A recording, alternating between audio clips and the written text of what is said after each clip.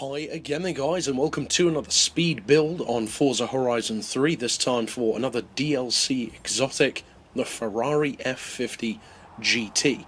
This has always been a fan favourite on any Forza game that it's featured on, and in fact any game that it's featured on, it's always one of the quickest cars in the game in terms of cornering ability and cornering speed. It's been featured on Forza, Project Gotham, probably others that I can't even think of at the moment as well, but it's always a very strong car. Now I must say, I really underestimated this vehicle. I knew it would be quick, but typically the F50 GT is not quick for top-end performance. I was expecting it, when tuned, to do around maybe 220, 225. I could not have been further from the truth. It's so much better than that. Now, as you can see, I have fitted it with all-wheel drive. That doesn't necessarily help top-end manoeuvrability, so if you plan on using it for cornering, of course, this isn't the tune for you anyway, but for straight-line performance and off-the-line acceleration, it helps immeasurably. Now, I would recommend having the twin-turbo on this one, and for the rest, you basically know the drill. There's not that much that you can do to this car, so just improve it as much as you can. Increase the power, lower the weight, and fit everything that isn't already racing to the car. Now, as far as the tune setup goes, this one, if memory serves, is actually not on my storefront. This is a YouTube channel exclusive, so if you want to check this one out, you'll have to just copy this tutorial. Now, as far as the benchmark, as you can see, it's quite a bit quicker than 220, significantly quicker, almost 50 miles per hour quicker in fact, and the acceleration as well is very impressive. 1.9 to 60, 4.5 to 100. It's actually 1.8 technically to 60, 4.5 to 100. Now, as far as the gearbox, I would recommend final drive of 4.2, then individual gears of 2.9, 2, 1.5, 1.18, 0.95 and 0.77. Then for alignment, we've got neutral, camber and tow, 4 degrees of caster.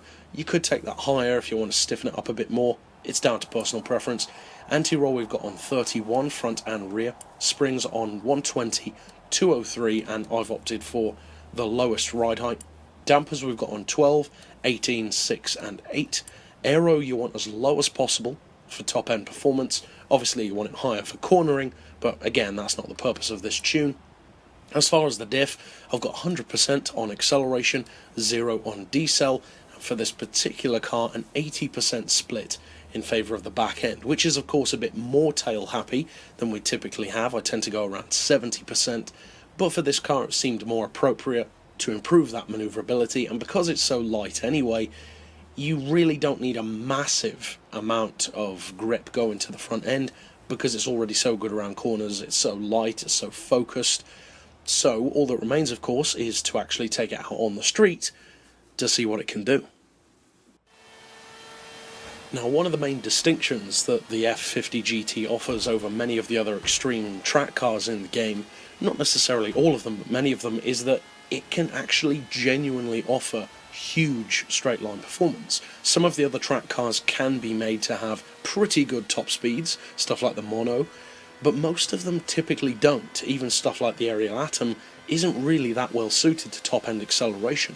This one though really is. It's a monster in a straight line, and when retarded traffic isn't getting in your way like it is here for me, you can get some pretty great speed out of it. Now the acceleration is fantastic anyway, so that's not a surprise. The top end speed can easily take on most supercars, and of course it goes without saying that the handling is very focused and rabid. So if you do decide to get this DLC, use this car and use some variation of this tune, I hope you have a lot of fun with it, and of course there are plenty more to check out on the channel. But for now, as always, thanks for watching.